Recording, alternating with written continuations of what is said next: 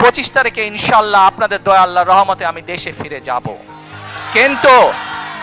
কিন্তু এখানে উপস্থিত, এই ঘরে উপস্থিত প্রত্যেকটি মানুষের কাছে আমার অনুরোধ, দয়া করে কেউ আপনারা এয়ারপোর্টে সেদিন যাবেন না।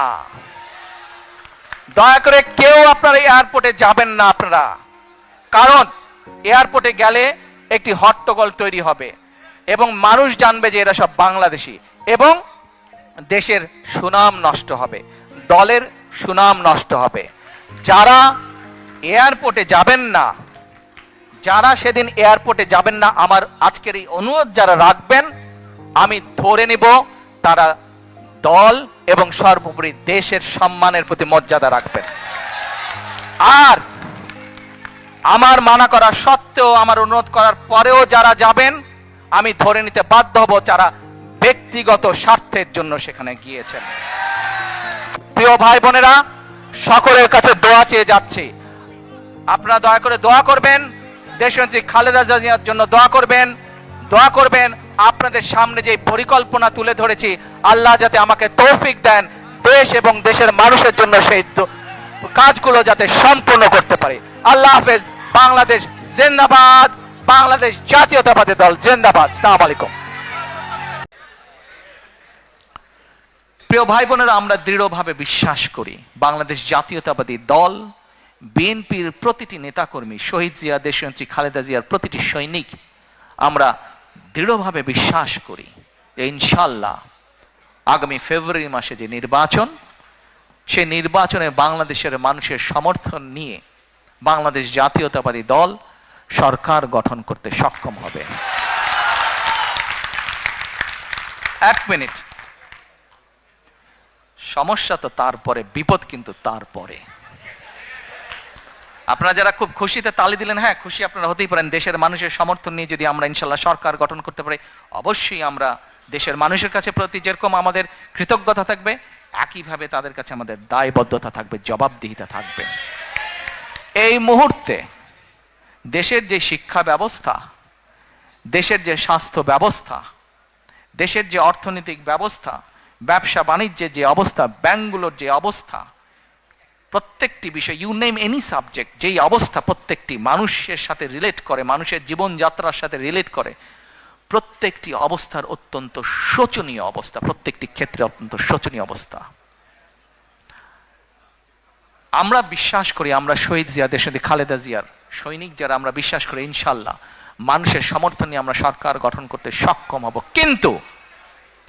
কিন্তু সামনের পথ অসম্ভব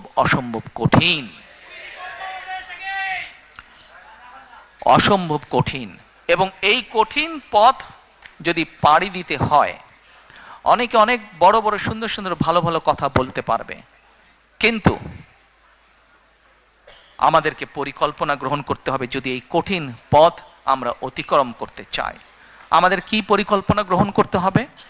এরকম কয়েকটি পরিকল্পনার কথা আপনাদের সামনে আমি আজকে তুলে ধরতে চাই। সময় পাবো?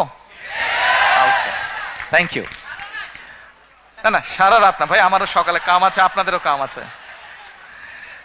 এখন কয়েকটি আপনাদের সামনে আমি তুলে ধরবো।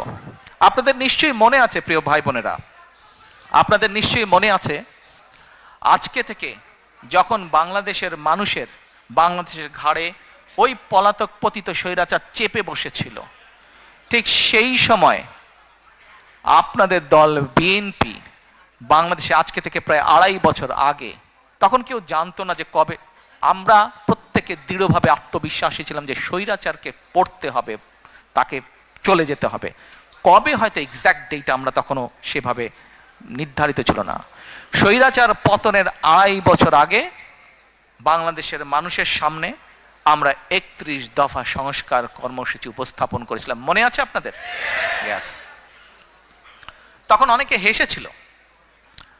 আর আজকে যারা, কাউকে আমি আঘাত করে কথা বলতে চাই না, কাউকে অসম্মান করে কথা বলতে চাই না, কিন্তু আজকে বহু মানুষ সংস্কার নিয়ে কথা বলছে। ভেরি গুড, বলুন, আমরা চাই আপনারা বলুন, কারণ আমাদের 31 দফাতে আমরা বলেছি এটার থেকে বেটার যদি কিছু দেন, এটা থেকে নতুন কিছু যদি আপনারা কেউ উপস্থাপন করেন, আমরা সানন্দে তা গ্রহণ করব। সেই 31 দফার মধ্যে আমরা বলেছি যে 31টে দফা আমরা বিশ্বাস করি। শহীদ রাষ্ট্রপতি জিয়াউর রহমান 19 দফা দিয়েছিলেন। সেই 19 দফাকে আরো সময়ে পরিস্থিতি সবকিছুর পরিবর্তনের কারণে সেটিকে আমরা কিছুটা আরো পরিবর্তন করে আরো সুন্দরভাবে আমরা উপস্থাপন করেছি, যার ভিত্তিতে আমরা দেশ পরিচালনা করতে চাই ইনশাআল্লাহ। এখন এই 31 দফার ভেতর থেকে আমরা আরো কয়েকটি বিষয়কে আলাদা করে বের করে নিয়ে এসেছি। এই 31 দফার ভেতরে সাংবিধানিক বিষয় আছে, এই 31 দফার ভেতরে আইনগত বিষয় আছে, এই 31 দফার ভেতরে আপনার আমার আমাদের সকলের বেঁচে থাকার মৌলিক অধিকারের নিশ্চয়তা কিভাবে প্রদান করা যায় তার কিছু ডাইরেকশন বা পরিকল্পনা আছে। যেমন, আস্তে হাততালি পরে দিই আমরা, যেমন আসুন 31 দফার মধ্যে বাই নাও আপনারা শুনেছেন দেখেছেন আমরা একটি কার্ড ইন্ট্রোডিউস করতে চাই, যেটার নাম আমরা দিয়েছি ফ্যামিলি কার্ড। বাই নাও আপনারা শুনেছেন। এখন এই ফ্যামিলি কার্ডটা কি, নাম হয়তো আপনারা শুনেছেন অনেকে, কেউ কেউ হয়তো আপনারা এখানে যারা আজকে উপস্থিত আছেন কেউ কেউ হয়তো আপনারা জানেন। আচ্ছা, ফ্যামিলি কার্ড দিয়ে কি হবে না হবে, এই ফ্যামিলি কার্ডটা কেন ইন্ট্রোডিউস করতে চাই, কি এটার লক্ষ্য উদ্দেশ্য সংক্ষেপে আপনাদের সামনে আমি তুলে ধরতে চাই, এবং আপনাদের কাছে যেটা তুলে ধরবো আপনাদের প্রতি আমার অনুরোধ থাকবে আপনারা এই কথাগুলো আরো মানুষের কাছে পৌঁছে দিবেন। আসুন এবার ফ্যামিলি কার্ডটি কি আমরা সংক্ষেপে বিবেচনা করি, দেখি আমরা। এটি আমরা যে ব্যাংক কার্ড ব্যবহার করি, এটি ব্যাংক কার্ডের মতন একটি কার্ড। এখন এই কার্ডটি আমরা কাকে দেব? এই কার্ডটি আমরা দেব বাংলাদেশে এই মুহূর্তে অ্যাভেলেবল যত ডাটা আছে সেই ডাটার ভিত্তিতে আমরা দেখেছি বাংলাদেশে 4 কোটি পরিবার আছে। সেটি আমার পরিবার, আপনার পরিবার, একজন কৃষকের পরিবার, একজন ইমামের মসজিদের ইমাম সাহেবের পরিবার, একজন প্রাইমারি স্কুল শিক্ষকের পরিবার, একজন ক্ষুদ্র মুদির দোকানদার, একজন রিক্সা চালক, ভ্যান চালক, যেভাবেই আপনি ধরেন বাংলাদেশে 4 কোটি পরিবার আছে। আমরা প্রথমে এই কার্ডটি দেওয়া শুরু করব গ্রাম থেকে, যারা মোর ডিজার্ভ করে। আচ্ছা, এই কার্ডটি আমরা দিব পরিবারের যে গৃহিণী, পরিবারের যে কর্ত্রী বা হাউস ওয়াইফ, আমরা তাকে এই কার্ডটি দেব। আচ্ছা, আস্তে তালি পরে পরে তালিয়া পরে কার্ডটি আমরা তাকে দেব। দেখুন, দেশনেত্রী বেগম খালেদা জিয়া দেশের অর্ধেক যে নারী সমাজ তাদেরকে উনি শিক্ষার আলো পৌঁছে দিতে চেয়েছিলেন। বহুলাংশে আলহামদুলিল্লাহ আমরা সফল হয়েছি। আজকে যদি আমরা স্কুল কলেজগুলো দেখি, আমরা দেখি যে ক্ষেত্র বিশেষে ছেলেদের থেকে মেয়েদের এনরোলমেন্ট অনেক বেশি। শিক্ষা দীক্ষায় বিভিন্ন জায়গায় মেয়ে